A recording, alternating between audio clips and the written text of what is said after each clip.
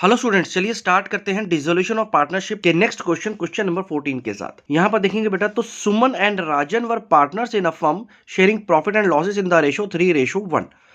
The firm was dissolved on 31st March 2019. Pass the journal entries for the following transactions after various assets and third party liabilities have been transferred to realization account। और यहां पर ये हमारी ये चार transactions दे रखी हैं जिनको हमें जनरलाइज करना है। तो चलिए एक एक करके समझते हैं और उनको साथ साथ जनरलाइज करते हैं। फर्स्ट ट्रांजेक्शन है बेटा, यहाँ पर dissolution expenses 10,000 were paid by the firm. तो यहाँ पर बहुत ही सिंपल सी एंट्री होगी कि फर्म ने 10,000 रुपए डिसोल्यूशन के एक्सपेंसेस पे किए हैं। तो यहाँ पर क्या जनरल एंट्री हो जाएगी हमारे पास, क्योंकि यहाँ पर फर्म ने ही पे करना था, कुछ ऐसा बोला नहीं गया है कि पार्टनर की कोई रिस्पॉन्सिबिलिटी थी। तो सीधा सीधा ये एक्सपेंस हो गया हमारा। तो रियलाइजेशन एक्सपेंस अकाउंट आप लोग डेबिट कर देंगे टू कैश अकाउंट, राइट। और ये था अमाउंट 10,000 रुपीज का। तो ये 10,000 रुपए से हमारा एंट्री होगा। और इसका एक फाइनली नरेशन क्या लिख देंगे, बीइंग रियलाइजेशन एक्सपेंसेस पेड। चलिए, तो बस सिंपल सी एक एंट्री थी बेटा यहाँ पर। नेक्स्ट एंट्री की तरफ बढ़ते हैं। B, Rajan had given a loan of rupees 60,000 to the firm for which he accepted 58,000 in full settlement। देखो बेटा, यहां पर क्या हुआ, यहां पर राजन ने एक लोन दिया हुआ है फर्म को। तो यहां पर इसका मतलब हमारे पास राजन का एक लोन अकाउंट बना होगा जिसमें 60,000 रुपीज फर्म ने उसको वापस पे करना है। और उसके बदले में उसने क्या किया, 58,000 रुपीज एक्सेप्ट कर लिए, फुल सेटलमेंट कर लिया, राइट। तो यहां पर क्या होगा, देखो आपको अच्छे से मालूम है कि जो लोन अकाउंट होगा किसी भी पार्टनर का, पार्टनर के लोन अकाउंट को हम लोग क्या करते हैं बेटा, अलग से सेटल करते हैं, बिल्कुल अलग से सेटल किया जाता है। उसको रियलाइजेशन अकाउंट पर नहीं लिया जाता, लेकिन उसको सेटल करने में अगर कोई फायदा या नुकसान होता है तो हम उसे रियलाइजेशन अकाउंट में रिकॉर्ड करते हैं। ठीक है, तो चलिए उसी के बेसिस पर हम लोग इस एंट्री को देखते हैं क्या होगा। तो देखिए बेटा, इसकी जनरल एंट्री कैसे होगी, देखो क्योंकि यहां पर क्या हो रहा है कि हमारा जो लोन अकाउंट है, जो पार्टनर्स का लोन अकाउंट है, यानी राजन्स लोन अकाउंट, तो राजन के लोन अकाउंट को हम लोग बंद कर देंगे क्योंकि हम उसका पेमेंट कर रहे हैं। तो राजन का लोन अकाउंट क्या हो जाएगा, डेबिट हो जाएगा। ये लायबिलिटी हमारी उतर गई बेटा। ठीक है, कैसे उतरी है, इसको हमने क्या किया है, हमने इसको पेमेंट कर दिया। तो कैश या बैंक अकाउंट कुछ भी लिख सकते हैं आप, तो बैंक अकाउंट लिख देता हूं मैं यहाँ पर, राइट। तो यहां पर राजन का लोन कितने का था बेटा, राजन का लोन था 60,000 रुपीज का, जबकि हमने पे कितना किया है, हमने पे किया है 58,000 रुपीज। अब ये जो 2,000 रुपीज का यहां पर बैलेंस बच रहा है, ये क्या है, ये जो बैलेंस है ये अब हमारा प्रॉफिट है। और जो भी हमारा गेन होता है उसको हम लोग कहां लेके जाएंगे बेटा, रियलाइजेशन अकाउंट में। तो ये हम लोग रियलाइजेशन अकाउंट में क्रेडिट कर देंगे। बस यहां पर नरेशन आ गई, बीइंग राजन्स लोन सेटल्ड। बस बेटा, तो यहां पर ये एंट्री भी हो गई। चलिए एक छोटी सी इंफॉर्मेशन आपके लिए। हे स्टूडेंट्स, अगर आप भी सीए फाउंडेशन के मई 2020 अटेम्प्ट में अपना लक ट्राई करने वाले हैं तो यहां पर आपको टॉपर बनने का एक बहुत सुनहरा अवसर मिल रहा है, जहां पर अनअकैडमी का टॉपर्स बैच आ गया बेटा। ये बैच 5 जनवरी से स्टार्ट होने वाला है, जहां पर आपको बहुत ही टॉप क्लास के एजुकेटर्स यहां पर ट्रेन करेंगे और मई अटेम्प्ट में आउट परफॉर्म करने में आपकी बहुत मदद करेंगे। ये एक बिल्कुल परफेक्ट प्लान है आपका मई 2022 के एग्जाम को क्लियर करने का, जहां पर आपको बहुत ही सिस्टमैटिक वे में स्टडीज कराई जा रही है। और इसके लिए आपको प्लस सब्सक्रिप्शन मिलेगा बेटा। आपके पास 6 मंथ्स, 12 मंथ्स और 24 मंथ्स के सब्सक्रिप्शन के ऑप्शंस अवेलेबल हैं। इसके अलावा आपके पास एक और ऑप्शन होगा जो कि एक आइकॉनिक सब्सक्रिप्शन का ऑप्शन है, जिसका डिटेल्स डिस्क्रिप्शन में दिए गए लिंक्स में जाकर के आपको मिल जाएगा बेटा। इसके साथ साथ एक लाइव मेंटरिंग प्लेटफॉर्म भी जल्दी आने वाला है, जहां पर 1-to-1 लाइव मेंटरिंग होगा। आप अपने डाउट्स को 1-to-1 सॉल्व कर सकते हैं। इवैल्यूएटेड टेस्ट होंगे, वहां पर आपको प्रिंटेड बुक्स प्रोवाइड की जाएंगी। इंडस्ट्री में जो भी एक्सपर्ट्स हैं उन एक्सपर्ट से आपको सेशंस करवाए जाएंगे। और भी बहुत कुछ यहां पर मिलने वाला, live classes, weekly test, study materials और रिकॉर्डेड वीडियोस का अनलिमिटेड एक्सेस और बहुत ही स्ट्रक्चर्ड कोर्स होगा जो कि आपको पूरी तरह से हेल्प करेगा आगे के फाउंडेशन को क्लियर करने के लिए। तो इसके लिए आपको अनअकैडमी के ऐप को डाउनलोड करना होगा और वहां पर जब आप इसमें सब्सक्राइब करेंगे तो आप 10% का एक स्पेशल डिस्काउंट ले सकते हैं। उसके लिए आपको मेरा कोड नीरज 2022 को यूज करना है, जिसका डिटेल्स डिस्क्रिप्शन में भी गिवन है बेटा। तो चलिए बेटा आगे कंटिन्यू करते हैं हम लोग अपने क्वेश्चंस के साथ। नेक्स्ट एंट्री है बेटा, the firm had a debit balance of 40,000 in the profit and loss account on the date of dissolution. अब क्या हो रहा है कि प्रॉफिट एंड लॉस का अगर डेबिट बैलेंस है तो इसका मतलब लॉस पड़ा हुआ है बेटा एक 40,000 रुपीज का फर्म के पास। तो जो भी प्रॉफिट या लॉस पहले से पड़ा हुआ होता है तो डिसोल्यूशन के टाइम पर क्या होता है, हम उसको डिस्ट्रीब्यूट कर देते हैं पार्टनर्स को उनके प्रॉफिट शेयरिंग रेशियो में। तो यहाँ पर हमारे दो पार्टनर्स हैं सुमन और राजन, जिनका प्रॉफिट शेयरिंग रेशियो है 3:1। तो हम क्या करेंगे, इस 40,000 रुपीज को इनके 3:1 के प्रॉफिट शेयरिंग रेशियो में डिस्ट्रीब्यूट कर देंगे, क्योंकि ये लॉस है बेटा, debit balance is always loss. तो लॉस है तो इसका मतलब हमें इन पार्टनर्स के अकाउंट को क्या करना पड़ेगा, डेबिट करना पड़ेगा। तो चलिए करके देख लेते हैं इसमें क्या एंट्री होगी बेटा।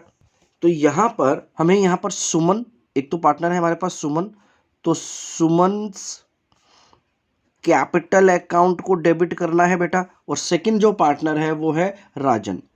तो यहां पर हो जाएगा राजन का कैपिटल अकाउंट डेबिट टू जितना भी हमारे पास प्रॉफिट एंड लॉस अकाउंट में बैलेंस बचा हुआ है, यानी 40,000 रुपीज बचा हुआ है। अब आपको क्या करना है, इस 40,000 रुपीज को इनको इनके प्रॉफिट शेयरिंग रेशियो में डिस्ट्रीब्यूट करना है, और इनका प्रॉफिट शेयरिंग रेशियो 3:1 है बेटा। तो 3:1 के हिसाब से 30,000 रुपीज तो सुमन के अकाउंट में और 10,000 रुपीज राजन के कैपिटल अकाउंट में डेबिट हो जाएंगे, और बीइंग लॉस डिस्ट्रीब्यूटेड। बस बेटा ये एंट्री भी यहां पर खत्म हो गई। चलिए नेक्स्ट एंट्री की तरफ बढ़ते हैं। यहां देखिए प्रॉफिट ऑन रियलाइजेशन वाज 12,000। अब क्या हुआ, ये जितना भी हमने रियलाइजेशन किया तो एंड में क्या होता है, रियलाइजेशन का एक बैलेंस बचता है बेटा। तो उस रियलाइजेशन में या तो प्रॉफिट होगा या लॉस होगा। तो जो भी हमारे पास रियलाइजेशन का प्रॉफिट आ रहा होगा उस प्रॉफिट को भी हम लोग पार्टनर्स में बांटेंगे, और अगर लॉस आएगा तो भी पार्टनर्स में बांटेंगे। फर्क क्या होगा, अगर प्रॉफिट होगा तो पार्टनर्स के कैपिटल अकाउंट को क्रेडिट कर देंगे, लेकिन अगर लॉस होता तो इनके अकाउंट को डेबिट कर देंगे। क्योंकि यहां पर प्रॉफिट अब हम क्या करने वाले हैं, इस 12,000 रुपीज को सुमन और राजन जो दोनों पार्टनर्स हैं उनको उनके प्रॉफिट शेयरिंग रेशियो में डिस्ट्रीब्यूट करके खत्म करेंगे, और यहां पर इनके अकाउंट्स क्या होने वाले हैं, क्रेडिट होने वाले हैं। तो चलिए देख लेते हैं किस तरह से होगा बेटा। यहां पर अब क्योंकि यहां पर हम लोग रियलाइजेशन के प्रॉफिट को डिस्ट्रीब्यूट करने वाले हैं, तो यहां पर रियलाइजेशन अकाउंट आ जाएगा, रियलाइजेशन अकाउंट डेबिट हो जाएगा to Suman capital account and to Rajan capital account. और ये जो रियलाइजेशन का प्रॉफिट आया बेटा हमारे पास वो था 12,000 रुपीज का, तो 12,000 रुपीज से डेबिट हो जाएगा। और जब हम इसको इनके प्रॉफिट शेयरिंग रेशियो यानी 3:1 में डिस्ट्रीब्यूट करेंगे तो 9,000 रुपीज सुमन के अकाउंट में और 3,000 रुपीज राजन के अकाउंट में हम लोग क्रेडिट कर देंगे। तो यहां पे लिख दिया हमने बीइंग रियलाइजेशन प्रॉफिट डिस्ट्रीब्यूटेड। चलिए तो यहां पर ये वाला क्वेश्चन खत्म हुआ बेटा हमारा। अब नेक्स्ट क्वेश्चन की तरफ बढ़ते हैं। Lal and Pal were partners in a firm sharing profit in the ratio 3:7। On 1 April 2015 their firm was dissolved after transferring assets and outsiders liability realisation account you are given the following information. यहां पर ये 4 transaction हमें दे रखी है बेटा। अब हमें इसका क्या करना है, pass necessary journal entries for the above transaction in the books of firm assuming that all payments were made by cheque. और हमें ये बताया दिया गया कि सारी पेमेंट किससे गई हैं, चेक से। तो जब भी आपको पेमेंट की बात करनी है तो बैंक अकाउंट में डालना, इसका मतलब ये हुआ। चलिए देखते हैं पहली ट्रांजैक्शन क्या है यहाँ पर। A creditor of ₹3,60,000 accepted machinery valued at ₹5 lakhs and paid to the firm 1,40,000। देखो अब यहां पर एक क्रेडिटर था हमारे पास जिसको हमने 3,60,000 रुपीज पे करने थे। उसने क्या किया, हमसे एक 5 लाख रुपए की वैल्यू की मशीन ले ली, और वो मशीन के साथ साथ उसने हमें 1,40,000 रुपीज दे दिए। मशीन तो वो ले ली उसने, क्योंकि मशीन की वैल्यू 5 लाख थी और हमने उसको 3,60,000 रुपीज देने थे। तो उसने क्या किया, हमें जो बैलेंस अमाउंट था 1,40,000 रुपीज का वो उसने हमें पे कर दिया। तो फर्म को 1,40,000 रुपीज यहाँ पर मिल गए बेटा। तो चलिए देखते हैं इसकी क्या एंट्री होगी बेटा। तो बेटा इस क्वेश्चन में क्योंकि यहां पर आपने जो अपनी लायबिलिटी है उसको 2 तरीके से उतारा है। एक तो आपने एसेट दिया है और उस एसेट को देने की वजह से आपको कुछ पैसा भी मिला, तो जो लायबिलिटी उधर गई आपके एसेट के देने से उसकी तो कोई एंट्री नहीं होगी। ये आपको अच्छे से मालूम है कि जब भी एसेट से किसी लायबिलिटी को एडजस्ट कर देते हैं तो कोई एंट्री नहीं होती। लेकिन क्योंकि आपको कुछ पेमेंट भी मिल रही है तो इसका मतलब आपके पास कुछ पैसा आया बेटा। तो यहां पर हमारे पास बैंक अकाउंट डेबिट हो जाएगा जो कि 1,40,000 रुपीज का था बेटा। यानी 1,40,000 रुपीज जो आपको उस क्रेडिटर ने पे किए आपको वो मिल गए, तो वो आपके बैंक अकाउंट में डेबिट हो जाएंगे टू और ये क्यों हुआ? क्योंकि आपको फायदा हुआ है, आपका मशीन का रियलाइजेशन हुआ है बेटा। आपने मशीन दिया था तो मशीन का वैल्यू ज़्यादा था, इस वजह से आपको ये 1,40,000 रुपीज़ मिले, तो आप उसको रियलाइजेशन अकाउंट के क्रेडिट साइड पर डाल देंगे क्योंकि मशीन रियलाइज हुई है। तो यहाँ पर हमारे पास जो नरेशन आ जाएगी वो आ जाएगी being creditor paid balance amount for machine, बस बेटा। तो ये हो गई हमारी first entry of this particular question. अगली एंट्री को देखते हैं बेटा। अगली एंट्री में क्या बोल रहा है? A second creditor of 50,000 accepted stock at 45,000 in full settlement of his claim. अब यहां पर देखो, एक क्रेडिटर को जिसको आपने 50,000 रुपीज देने थे, उसने क्या किया, आपका स्टॉक ले लिया जिसकी वैल्यू 45,000 थी और वो फुल सेटलमेंट हो गई। इसका मतलब अब कुछ लेना देना नहीं है, कोई कैश आएगा नहीं, कोई कैश जाएगा नहीं। आपका जो ये क्रेडिटर था, यानी जो आपकी लायबिलिटी थी, वो पूरी की पूरी उतर गई किससे? एक स्टॉक को देने से। तो यहां पर एक एसेट से लायबिलिटी एडजस्ट हो गई है बेटा पूरी की पूरी। तो इसका मतलब यहां पर कोई एंट्री नहीं होगी। ये आपको अच्छे से मालूम है, जब भी कोई एसेट से लायबिलिटी एडजस्ट हो जाती है तो आपको एंट्री नहीं करनी होती। चलिए, तो यहां पर कोई एंट्री नहीं होगी। तो इसका मतलब यहां पर जो बी पार्ट में आपको सिंपल सी एक ही बात लिखनी है कि no entry required, no entry, बस इतना ही लिख देंगे तो सफिशिएंट होगा बेटा। तो ये भी हमारा काम खत्म हो गया। चलिए नेक्स्ट ट्रांजैक्शन को पढ़ते हैं। A third creditor amounting to ₹90,000 accepted 45,000 in cash and investment worth 43,000 in full settlement of his claim. तो इसका मतलब क्या हुआ? एक और क्रेडिटर की बात करी जिसको आपने 90,000 रुपीज देना था, उसको आपने 45,000 रुपीज तो कैश दे दिया, ठीक है, और बाकी का अमाउंट में क्या किया आपने? इन्वेस्टमेंट दे दी जो कि 43,000 रुपीज की वर्थ की थी और फुल सेटलमेंट हो गया।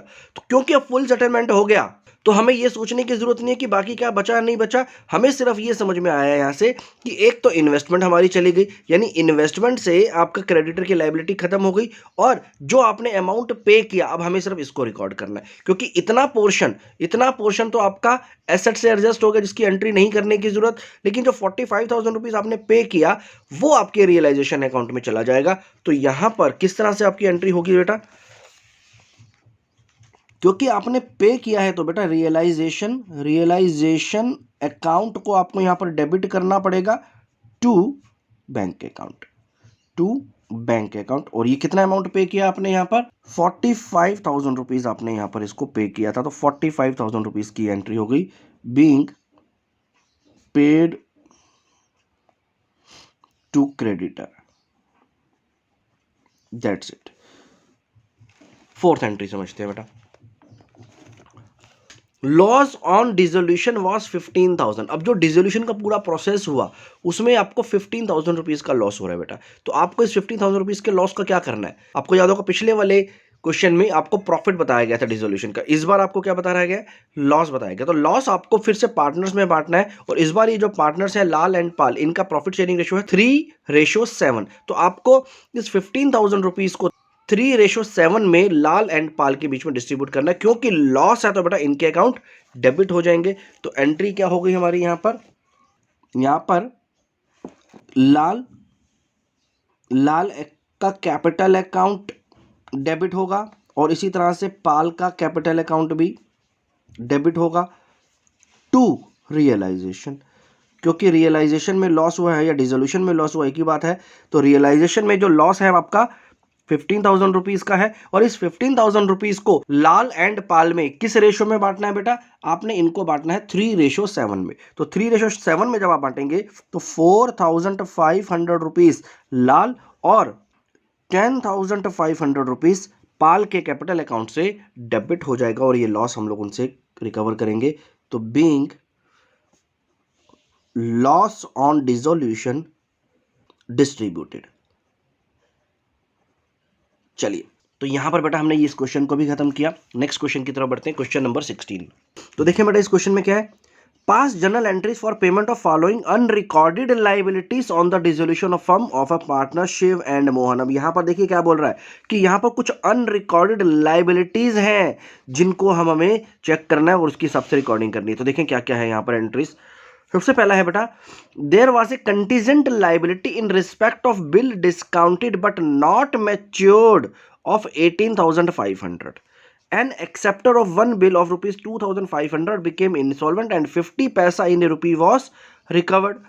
तो पहले यहां तक का मतलब समझ लेते हैं. तो यहां पर क्या बोल रहा है, यहां पर बोल रहा है कि कंटीजेंट लाइबिलिटी है बेटा. कंटीजेंट लाइबिलिटी का मतलब क्या होता है, एक ऐसी लाइबिलिटी जो एक्सपेक्टेड हो सकती है, जो कि हम लोग अंदाजा लगा रहे हैं कि शायद हो जाए, अभी हुई नहीं है, शायद ऐसी लाइबिलिटी हो जाए. किस बारे में है ये लाइबिलिटी, जो हमने एक बिल डिस्काउंट कराया हुआ है बैंक से, उसको लेकर के, कि हो सकता है कि अगर वो बिल मान लो डिसऑनर हो गया बाद में, तो बैंक को हमें वो पैसा देना पड़ेगा. तो वो एक लाइबिलिटी हो सकती है. अगर बिल पास हो जाएगा फिर तो कोई दिक्कत नहीं है, लेकिन एक लाइबिलिटी हो सकती है. और ये कितने का बिल है, ये टोटल जो बिल्स हैं वो 18,500 रुपीज के हैं, जो कि अभी मैच्योर नहीं हुए बेटा. मैच्योर नहीं हुए का मतलब अभी वो डेट नहीं आई है जिस टाइम पर ड्रॉई ने वो पैसा देना था. ठीक है, अभी वो डेट नहीं आई है, लेकिन जब वो डेट आएगी तो हो सकता है कि उस टाइम पर अगर वो पैसा नहीं देगा तो फिर वो लाइबिलिटी हमारे ऊपर आ जाएगी और हमें बैंक को पे करना पड़ेगा, क्योंकि हम लोग ऑलरेडी बैंक से वो डिस्काउंट करा चुके हैं बिल. ठीक है, तो पहले तो बात ये समझने आनी बहुत जरूरी है. आपको एक डाउट है कि कहीं जो बिल आपने डिस्काउंट करा लिया है बैंक से किसी ड्रॉयर का, अगर वो उसने पे नहीं किया बैंक को, तो आपको पे करना पड़ेगा. ठीक है, अब क्या हुआ, तो यहां पर एक एक्सेप्टर या ड्रॉई है जिसका एक बिल है 2500 रुपीज का. उसने 2500 रुपीज का बिल था और वो क्या हो गया, इंसॉल्वेंट हो गया. अब वो उसने डिक्लेयर कर दिया कि वो इंसॉल्वेंट है और उसने 1 रुपी पर 50 पैसे दिए. यानी अब उससे सिर्फ 50% अमाउंट ही रिकवर हो पाया, सिर्फ 50% अमाउंट ही रिकवर हो पाया है. तो इसका मतलब क्या हुआ बेटा, इसका मतलब ये हुआ तो कि ये जो 2500 रुपीज है, इसने पहले पैसा नहीं दिया बेटा. इसका मतलब इसने पैसा नहीं दिया, ये इंसॉल्वेंट हो गया, बाद में हमने इसे रिकवर किया 50 पैसा पर रुपी के हिसाब से, यानी 50% of the amount. The liability of the firm on account of this bill discounted and dishonored has not so far been recorded. और अभी तक हम लोगों ने ये जो लाइबिलिटी आई हमारे ऊपर और वो जो बिल डिसऑनर हुआ उसका, हमने उसको अभी तक बुक्स में रिकॉर्ड नहीं किया था. क्योंकि अभी तक हम लोगों ने इसको बुक्स में रिकॉर्ड नहीं किया था बेटा, तो अब क्या करेंगे. तो देखो, सबसे पहला तो ये बिल डिसऑनर हुआ. ठीक है, पहले तो ये बिल डिसऑनर हुआ, तो 2500 रुपीज का आपके ऊपर एक लाइबिलिटी तो आ गया बेटा. तो सबसे पहले हम लोग इस बात को रिकॉर्ड करेंगे. फिर सेकंड स्टेप में ये जो आपने रिकवर कर लिया है 50 पैसा इन ए रुपी, यानी 50% ऑफ द अमाउंट जो आपने रिकवर कर लिया, यानी 1 रुपए में 50 पैसा आपको मिला, तो यानी 50% ऑफ द अमाउंट जो आपने रिकवर कर लिया है, फिर हम लोग इसकी एंट्री करेंगे बेटा. तो यहां पर ये 2 एंट्रीज होंगी हमारी. तो कैसे एंट्रीज होंगी इसको जरा ध्यान से समझते हैं. तो देखो बेटा, यहां पर क्या होगा, देखो सबसे पहला काम क्या होगा, सबसे पहला काम, क्योंकि ये बिल डिसऑनर हुआ है बेटा, क्योंकि ये बिल डिसऑनर हुआ है तो आपका नुकसान हुआ है, राइट. और क्योंकि बिल डिसऑनर हो गया और आप बिल डिस्काउंट करा चुके, तो अब आपको ये बैंक को पैसा पे करना पड़ेगा. तो आपने क्योंकि पे किया बेटा, तो रियलाइजेशन अकाउंट डेबिट हो जाएगा टू बैंक अकाउंट. ठीक है, यहां पर अगर आप लोगों को बिल्स ऑफ एक्सचेंज के बारे में नॉलेज कम है, तो मैं आपको छोटा सा ब्रीफिंग दे देता हूं. देखो बेटा, इसमें होता क्या है, कभी कभी क्या होता है, कभी कभी आप डेटर्स पर इतना ज़्यादा विश्वास नहीं करते हो, इस वजह से आप उससे एक बिल साइन करा लेते हो जो कि वो एक्सेप्ट करता है. अब वो एक्सेप्ट करेगा कि मान लो भाई 3 महीने के बाद मैं आपकी ये पेमेंट कर दूंगा, वो एक लीगल डॉक्यूमेंट पर साइन करके दे देता है, जिस डॉक्यूमेंट को हम लोग BR कहते हैं. ठीक है, वो बिल बोलते हैं जिसको हम लोग. अब वो बिल आपने उसे साइन तो करा लिया, लेकिन आपको पेमेंट कब मिलेगी, अब 3 महीने के बाद मिलेगी फॉर एग्जाम्पल. तो क्योंकि अब वो पेमेंट 3 महीने बाद मिलने वाले, तो हो सकता है कि आप अभी इतना इंतजार ना कर सको उस पेमेंट का. तो आपके पास एक ऑप्शन क्या होता है कि आप उसको बैंक में जाकर के डिस्काउंट करा सकते हो.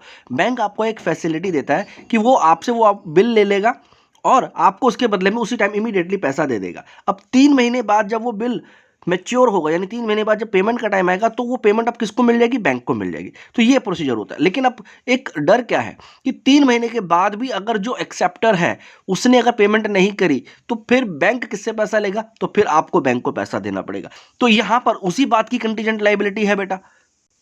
तो अब हुआ क्या, वहां पर एक डेटर आ गया 2500 रुपीज जिसने आपको देना था, वो आप बिल डिस्काउंट करा चुके थे बैंक से, लेकिन उसने पेमेंट नहीं करी, उसने बिल को डिसऑनर कर दिया. तो अब क्या हुआ, अब आपको वो पेमेंट करनी पड़ रही है. तो आपने जब वो पेमेंट वापस बैंक को दी, तो आपका 2500 रुपीज का यहाँ पर लॉस हुआ.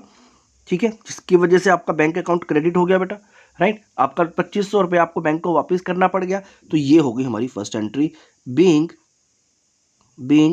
Bill dishonoured. ठीक है, तो यहां पर एक एंट्री हुई. अब इसी के साथ साथ, क्योंकि अब आपने इस बिल्स का 50% पैसा रिकवर भी करा लिया, तो कहीं ना कहीं आपको वो पैसा वापस भी मिला बेटा। तो इसका मतलब फिर वापस आपके पास बैंक अकाउंट में पैसे आ गए कितने, 50%, यानी 1250 रुपये।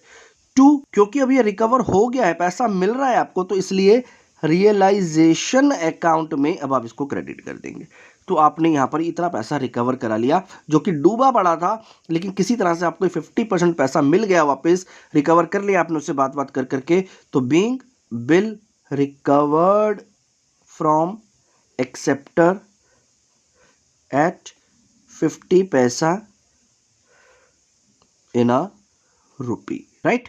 चलिए, तो ये है एंट्री, आई होप आपको समझ में। तो इस तरह से ये दो एंट्री होनी थी, जिसमें पहला तो बिल जब डिसऑनर हुआ उसकी एंट्री, और फिर जब आपने उसको रिकवर कराया तो आपके पास वापस पैसा जो रिकवर हो गया, ठीक है। तो ये आपको दो एंट्रीज यहां पर करनी थी। चलिए नेक्स्ट एंट्री की तरफ बढ़ते हैं, B. There was a contingent liability in respect of claim for damages for 75,000. Such liability was settled for 50,000 and paid by the partner Shiv. अब यहां पर क्या हुआ, एक और लाइबिलिटी, कंटीजेंट लाइबिलिटी थी, यानी एक अंदेशा था कि शायद ऐसी कोई लाइबिलिटी आएगी कि कुछ डैमेजेस होंगे और उसके क्लेम आ सकते हैं, जिस पर 75,000 रुपीज़ का हम लोगों ने अंदाजा लगाया था कि 75,000 रुपीज़ का कोई क्लेम आ सकता है डैमेजेस को लेकर के, ये अंदाजा लगाया जा रहा था, इसे बोलते हैं कंटीजेंट लाइबिलिटी। लेकिन क्या हुआ, ऐसी लाइबिलिटी आई और उस लाइबिलिटी को सेटल कितने में कर लिया हमने, 50,000 रुपीज़ में कर लिया। और वो किसने पे किया बेटा, वो एक पार्टनर है जिसका नाम शिव है, उसने पे किया। तो अब क्या हुआ, क्योंकि यहां पर एक नुकसान हुआ है 50,000 रुपीज़ का बेटा, तो आपको इसको एज ए लॉस ही रिकॉर्ड करना पड़ेगा। तो जब भी लॉस होता है तो हमें क्या करना पड़ता है, हमें रियलाइजेशन अकाउंट को डेबिट करना पड़ता है, राइट। तो यहां पर क्या होगा, रियलाइजेशन अकाउंट डेबिट होगा, और ये पेमेंट जिसने करी है उसके अकाउंट को हम लोग क्रेडिट कर देंगे। तो सिंपल सी एंट्री क्या हो गई, यहां पर एंट्री हो गई, realization account debited to Shiv. Shiv के कैपिटल अकाउंट को हम लोग यहां पर क्रेडिट करेंगे, क्योंकि उसी ने ही पेमेंट किया, तो अब हम लोग उसको बाद में पैसा देंगे, उसके अकाउंट को भी क्रेडिट कर देंगे। तो being claim for damages settled, ठीक है। चलिए, तो नेक्स्ट एंट्री की तरफ बढ़ते हैं। नेक्स्ट एंट्री है बेटा, firm will have to pay rupees 10,000 as compensation to an injured employee which was a contingent liability not accepted by the firm। मतलब क्या हुआ यहाँ पर कि यहाँ पर एक एम्प्लॉय है जो इंजर्ड हो गया, ठीक है, वो एक कंटीजेंट लाइबिलिटी जो कि पहले फर्म ने नहीं एक्सेप्ट करी थी, लेकिन अब तो वो इंजर्ड हो गया है, तो अब क्या हुआ, उसको आपको कंपनसेशन पे करना पड़ रहा है 10,000 रुपीज का। तो ये लॉस हो गया बेटा 10,000 रुपए का। तो बस अब हम इसको जनरलाइज करना है। तो देखिए बेटा, बहुत ही सिंपल सी जनरल एंट्री होगी इसकी। तो क्योंकि आपको यहाँ पर एक लॉस हुआ है, तो रियलाइजेशन अकाउंट अगेन डेबिट हो जाएगा।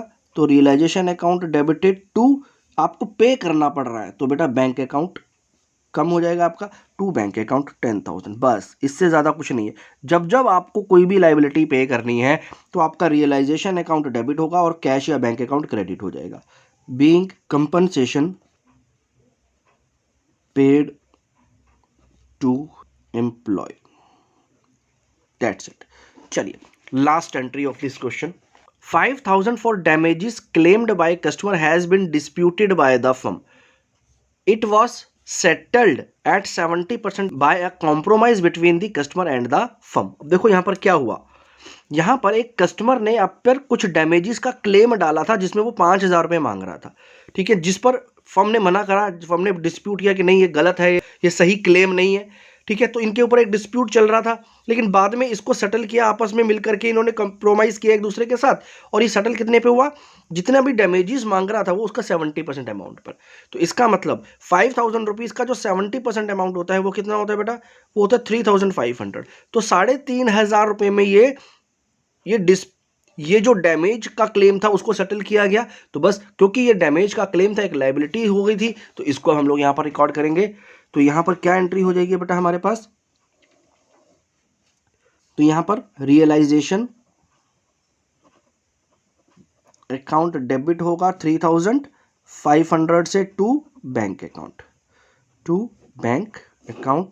3,500। और नरेशन में क्या लिखेंगे, being claim for damages settled, that's it, खत्म हो गया बेटा। चलिए, तो ये वाला क्वेश्चन भी हम लोगों ने कर लिया। आज के वीडियो में बेटा इतना ही, नेक्स्ट वीडियो में नेक्स्ट क्वेश्चन को करेंगे। Thank you very much.